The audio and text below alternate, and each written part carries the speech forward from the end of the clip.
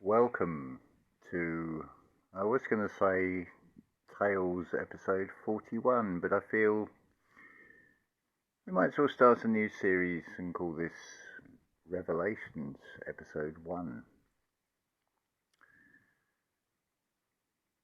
Some of you may have noticed that I've not posted a video for a few days. That is due to getting a strike and not being able to post on YouTube. The usual retrospective terms and conditions application to a video from probably about 2 years ago, maybe longer. Now, what do I do with this? I could complain, I could moan, I could try and resist, and at the end of the day it'd be an awful waste of energy, considering we're talking a 7-day period, and what is 7 days? Some of you may have noticed how time would appear to be speeding up.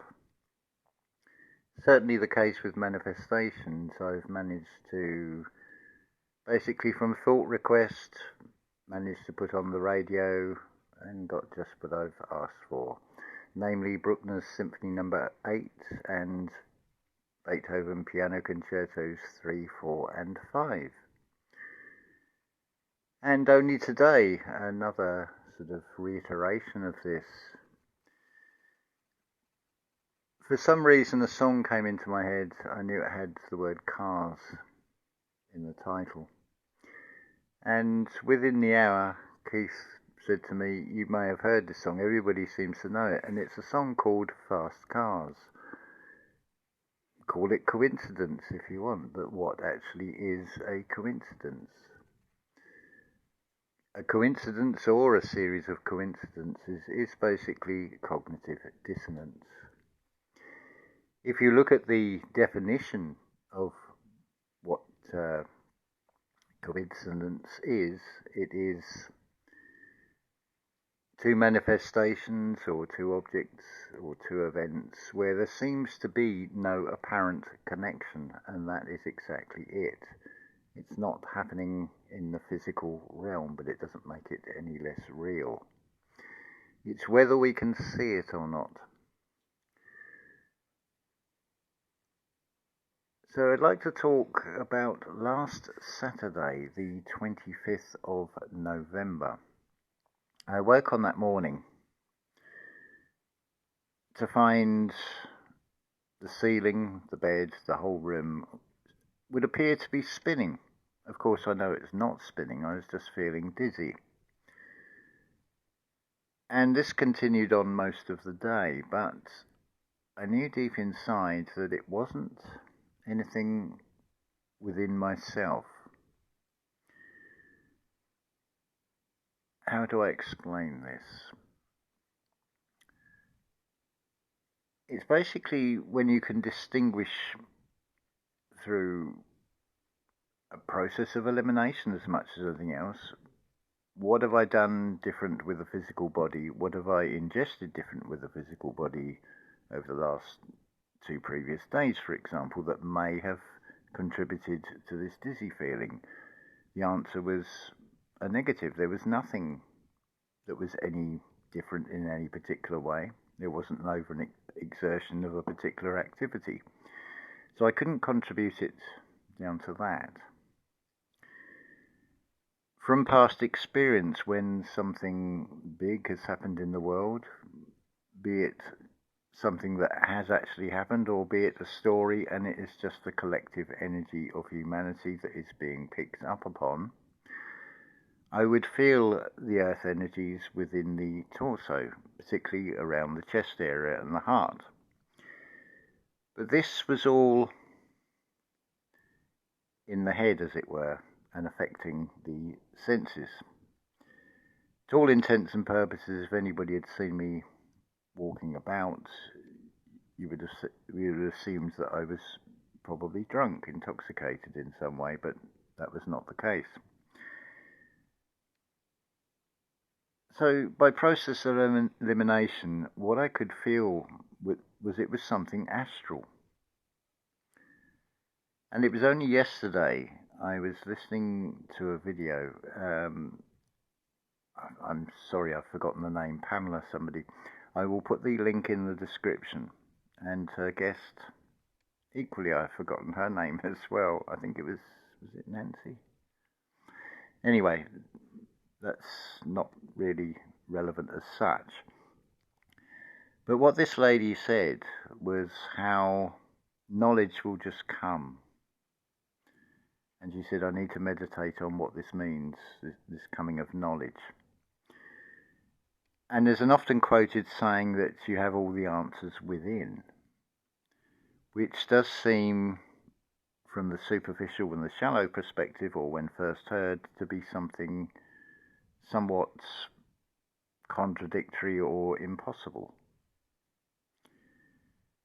But what unfolds through this checklist of, was it something I've done physically that is different, that has contributed, that may be causing this dizziness? Is it some form of vertigo? Because from my limited understanding of it, if that's what that sensation is, it can't be very pleasant for someone who suffers from it. So my sympathy would go out to anyone who does suffer from such a thing. So what I was getting from this feeling was something astral, and this was confirmed in this video. It's a shifting of energy. It's nothing that can be seen or as an objective fact that you can point to anymore. You can't point to coincidence. You can point to examples of things you would call coincidence, but you can't point to coincidence itself. It is just basically a concept.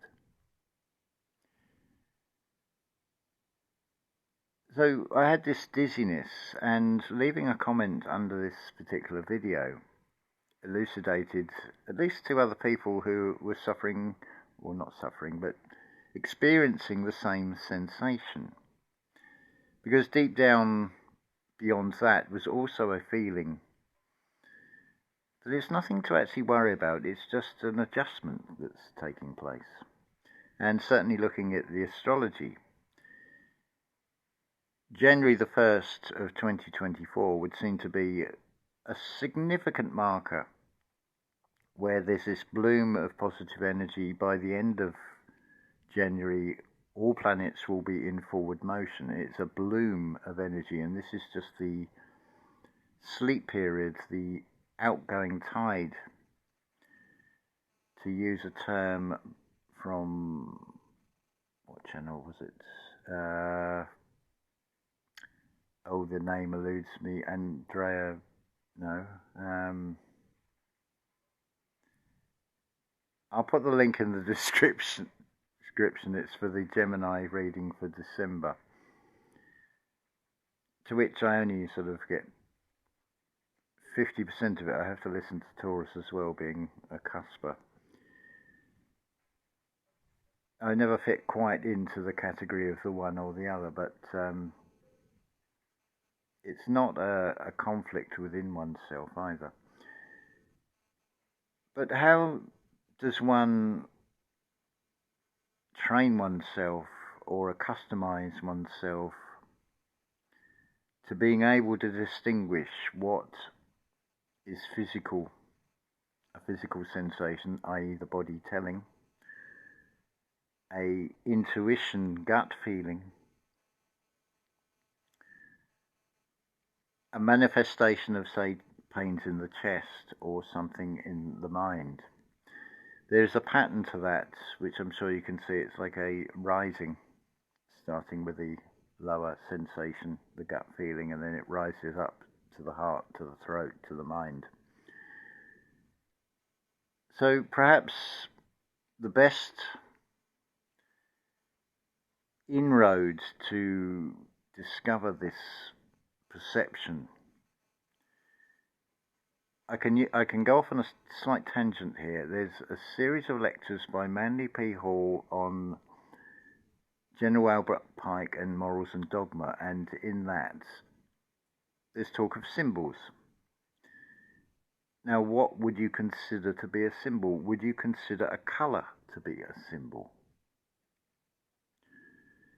Because what we're doing, the symbol doesn't change, but through our spiritual growth, what we perceive and feel from a symbol will be reflected back, dependent on our spiritual growth. So turning now to something that's very profound, and I feel will help enormously in at least getting the concept of this. And for me, it's a prime example of where you already have the answers inside, but it is that dot connecting. I hadn't taken the time out to process what was being shown to me all around in this physical reality, and that is colour. This is something Rudolf Steiner talks about. There's a series of lectures. It's 7 hours well worth spent on familiarizing yourself with and absorbing.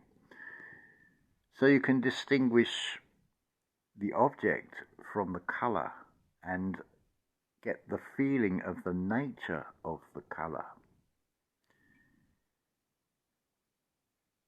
For example, we could say the red postbox, the yellow cab, the black cab, the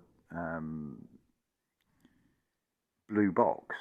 But we can change the colour, and that postbox is still a postbox, whether it's red or not. That's nothing to do with the nature of the colour. That is the object. We're now looking at the colour, not just as a surface, a superficial level to something, but what we elucidate from the feeling of that colour. Now, what Rudolf Steiner cites primarily are what I'm going to call them the formative colours. I can't remember the term he actually used, but we have white, black, green, and peach blossom. Now, you've only got to turn to Genesis of the day 1, and it talks about there being darkness. So things can be formed in the darkness, and yet you can't perceive them. So to all intents and purposes, they're not there. They require the light, which is associated with white, for the objects to appear. So, although some would argue that black and white are not colours, and certainly if you were to take the chakra system and you fold it back, so the red would lead into the crown chakra, so you would go from this red to this purple, which would then lead to blue. It negates the appearance of black and white, and yet black and white are the unseen that give the form and definition to things.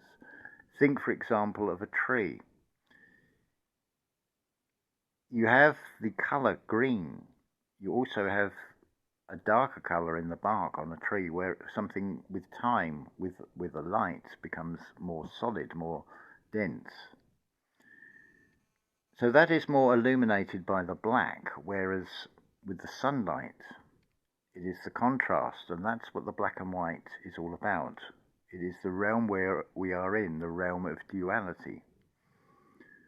So what would sound to many like a question, why are you here, is actually also the answer. The why being the I. Now you've got at the top of that why, you can go in 2 directions, indicating 2 contrasts. Why are you here? Why is exactly why you're here, to experience and see these contrasts. So returning to the colours, the easiest summary of the 4 sort of formative colours, which are white, black, green, and peach blossom, is as follows. Black represents the spiritual image of the lifeless. Green represents the lifeless in the living. Peach blossom represents the living of the soul, and white represents the soul's image of the spirit. Now you can go up and down this scale, so you can move from lifeless to living, to soul to spirit. And this is basically what is being indicated with this sensation of dizziness. Being able to distinguish, this is not something that's earthy. This is not something beyond that, something more deep-rooted inside oneself. This is now moving to the astral. So we're dealing with the soul and spirit level. It's a kind of ascension being shown. Now, to add on to what Rudolf Steiner says, and I think they're very good examples, what we would call the primary colours, yellow, red and blue. Yellow is very much a colour, actually these colours are what he refers to as the luster colours. So the yellow, its nature wants to radiate out, which is reflected in the sun, and it's also what white light does, it radiates out. Now blue is the opposite, it banks up at the outside and goes inward. Now this has been expressed a few months ago, the reports of things being destroyed except things that were blue, because blue is about the colour about going inward. It is also objectified in the physical body as the veins that draw the blood back to the heart. It's the inward journey. That is what is being reflected in the material world in that story. It doesn't matter if it's true or not. The devil is always in the detail. We're looking at the deeper meaning within these things, not just the superficial level to these things. Red just is the neutral, as it were. It's the equivalent, and yet also its opposite of its counterpart, which is green. This is best expressed when you compare a negative to a photograph, to a positive image to a negative image, where red becomes green, blue becomes yellow, yellow becomes blue, and so on. Dark areas become lighter, light areas become darker in the negative, because it's a complete reverse. This material realm has a way of twisting things so it plays things out in reverse. So that's basically an introduction, and I'll put the link in the description to this topic of colour and how we perceive colour and what we feel from colour. And from my own experience, I have to concur entirely with the feeling you get from the nature of the different colours. For example, yellow, when you see the yellow, how it just seems to radiate out. Then you have red, which by its sort of nature, it implies fire and flickering flames and is motion. And then blue is the introspective. So you'll see also with the red, it's the arteries, it's the outward. Then of course, what is associated with the heart is the colour green in the chakra system. So it's the balance between the red and the blue. All this, whatever you want to give a form to, of course, you need the black and the white, the two colours that are classed not as colours, yet they are colours. It's another example of this duality of this reality.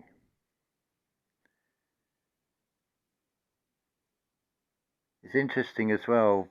Peach blossom, it wants to just dissipate, and it's not a strong colour that vibrates outward. It's wanting to explore. It's got an element of red to it, you see. So it's that internal fire. It's the spirit within that colour. I cannot explain it or even condense down a 7-hour series of lectures into a few minutes, but that's just a taster, and I would thoroughly recommend listening to this Rudolf Steiner lecture on colour. After all, colour is just a visual spectrum of what you could call frequency or whatever measurement you're using. It's the only way we can do things, which is also why, how do these coincidences seem to come about? To me, the explanation is this reality is both holographic and simulation. But that is the one thing in this reality. What can you compare to give this thing a label of its own? And there is nothing, certainly in the material, but perhaps through weaving our way between the shallow material Maya realm and the far greater metaphysical realm, we may even be able to come up with an encompassing word that we could give to this reality. So today, this is Thursday, the last day of November, the 30th of November, by the way. It's a strange feeling day. My plans were to do something outside, but the nature of the weather being rather windy and intermittent showers has prevented that. So I decided to use that as a time to go into reflection on things and just weigh up all these things. What unfolds out of all this is a fundamental truth, and you are funding a mental, you're funding yourself, you're empowering yourself when you open up your perception to go deeper into anything than just the superficial level. So why are you here?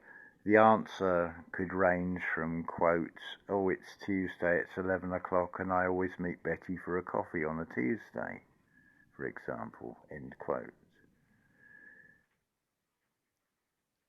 But one who has penetrated the deeper realm would more likely answer, why am I here?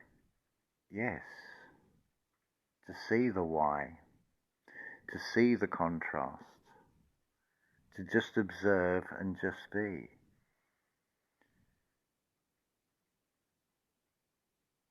I think that will do for this video, and I hope that has given you plenty to ponder.